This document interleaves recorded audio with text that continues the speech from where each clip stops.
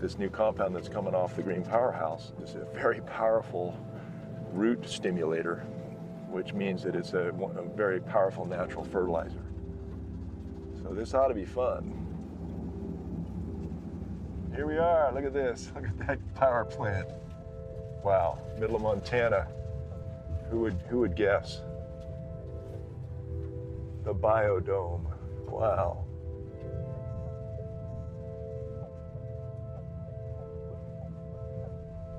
All right, I already want one.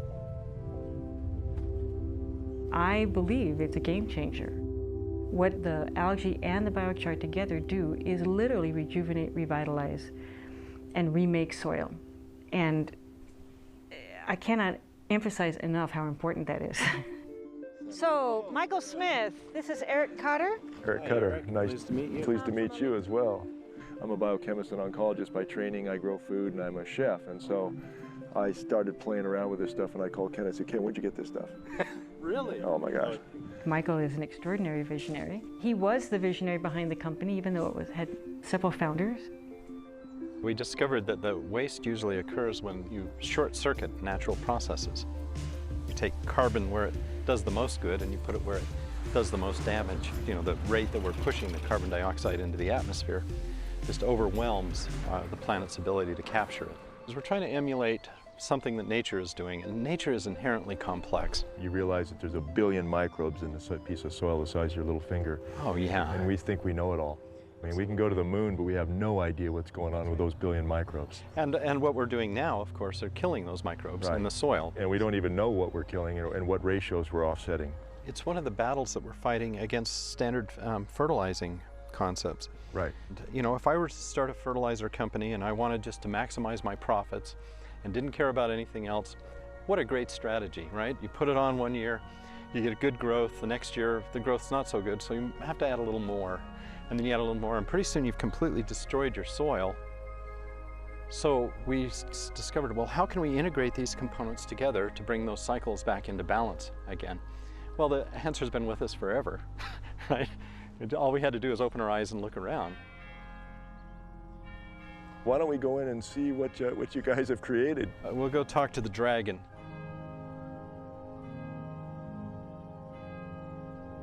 What Michael calls the dragon is a state-of-the-art pyrolysis machine.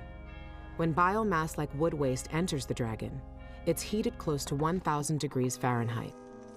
The absence of oxygen prevents combustion, leaving behind a stable carbon structure, similar to charcoal.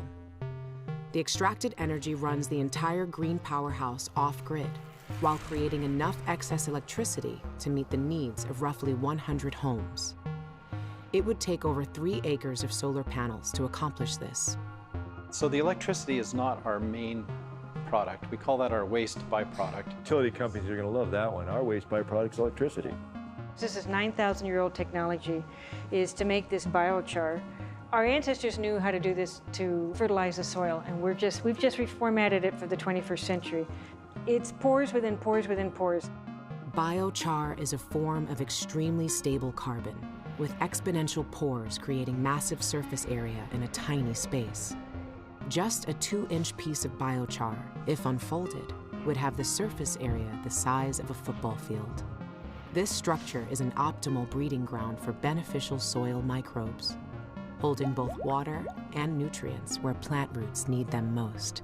It also creates space for air to get in, and the soil microbes to get in. So all that stuff that is an essential component to the web gets recreated.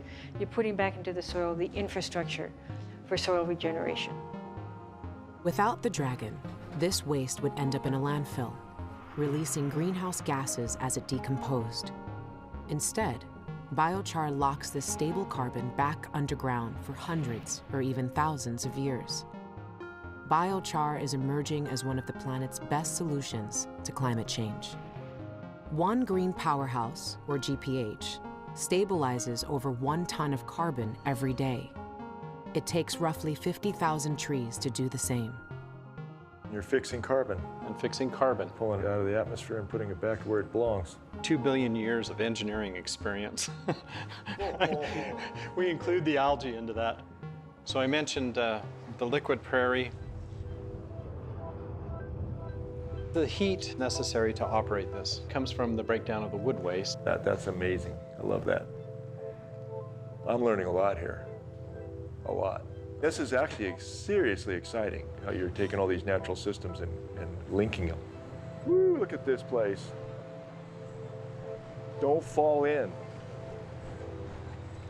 Algae is one of the primary organic material generators on the surface of the planet. It operates very fast. So the fact that we can take carbon dioxide, we can take water, and we can take sunlight, and we can create biomass from it is a big boon to this concept of generating soil, because that's the way it's been done for millions of years. All we've figured out how to do is take that and accelerate it. Continuously fed CO2 from the dragon, rapidly growing algae is harvested every day. Through biodigestion, algae is converted to a nutrient-rich organic fertilizer to be combined with biochar, creating a powerful soil rejuvenator. Methane, a byproduct of algae digestion, is sent back to the dragon to heat and process more waste, completing the cycle. In each element of the green powerhouse, the output of one becomes the input of another, a true closed-loop system. Yeah, and the algae tells us what it needs, right? So we have this sort of self-regulating system. That algae's been sucking up nitrogen as well as carbon dioxide So it's and other nutrient rich, big time. Yeah, I mean, and it's high in energy. Well, a few people know this, but algae is higher in energy than coal per pound. Really? Right? So when we pull that energy out of there, we digest this, we're left with a really compact nutrient substrate that we can then use as part of our soil amendment. So in about 4 or 5 days, we can do what normally a normal digester will do in about a month. So you've actually put an efficiency on an already known efficiency. So you're going to get humic substances out of this as a byproduct. What would it take in nature for that to occur with? Well, if you include the carbon from the carbon engine, you know, that's hundreds of years. Okay, so you're doing in 4 to 5 days what nature would take In about 400 years. 400 years. Yeah. Wow, that's Okay. pretty amazing. So, you know, we don't want to push it too hard, but the idea is we create the environment and you monitor the environment and you accelerate the processes Don't want to push it naturally. too hard, but 4 to 5 days versus 400. Yes.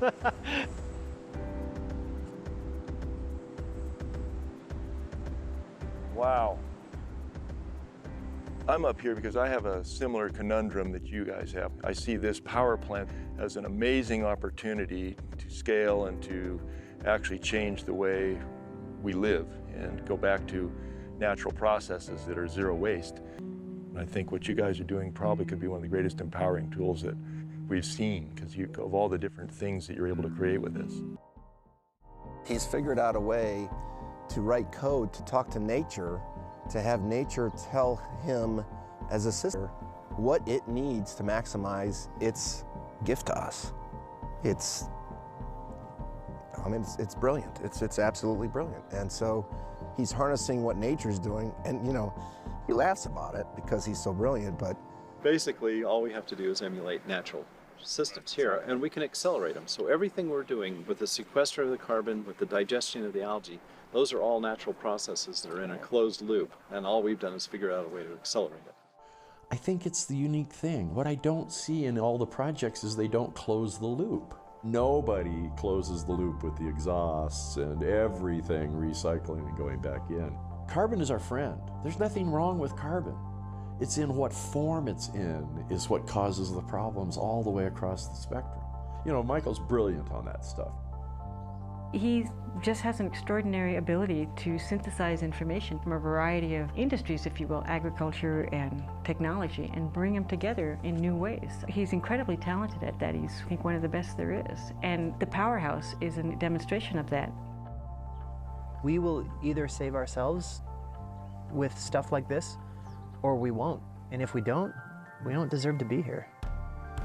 Half of this, I believe, has been just downloaded into Michael, and it's bigger than any one of us. Michael's a unique individual.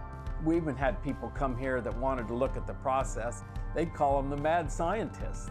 He'll ride by here, I'll bet you couldn't even guess what's going on in there. He goes, yeah, I was thinking on the way here, Chuck. I go, I can tell that. So you can tell when people's gears turn. He's doing multiple gears at a time. When you take a walk in the woods, you watch nature's processes of what's going on, and then you walk through those doors, you know. This is where I say, welcome to Jurassic Park. It's pretty amazing, actually. It's pretty amazing. It's basically what we're here to do, is to work with nature. I'm not quite sure nature ever had a partner like that, of anybody listening. The green powerhouse requires almost no additional input outside of what is already being sent to landfills in astronomical amounts. The GPH maintains an indoor tropical climate, even growing bananas and pineapples, while Montana winters reach as low as -20 degrees outside. Providing a half-acre of vertical grow space, plants can thrive in virtually any region on the planet. Beyond powering 100 homes, the GPH's excess energy could support dozens of additional greenhouses. Now imagine GPHs all over the world, processing waste to power communities, providing fresh local food, reversing climate change, and regenerating soil in virtually any environment. They're disrupting, which is kind of a scary concept, but they're disrupting food, fuel, and fertilizer all in one little powerhouse, which to me represents the ultimate paradigm shift in agriculture. I mean, imagine now if these powerhouses could supply local communities with 50, 60 greenhouses worth of produce, and they're all off-grid and they're all carbon negative. I mean, it just completely changes the way everything works. It ultimately leads to energy independence, food security, food independence. I mean, we the people are now taking it back, and I think that's an exciting proposition.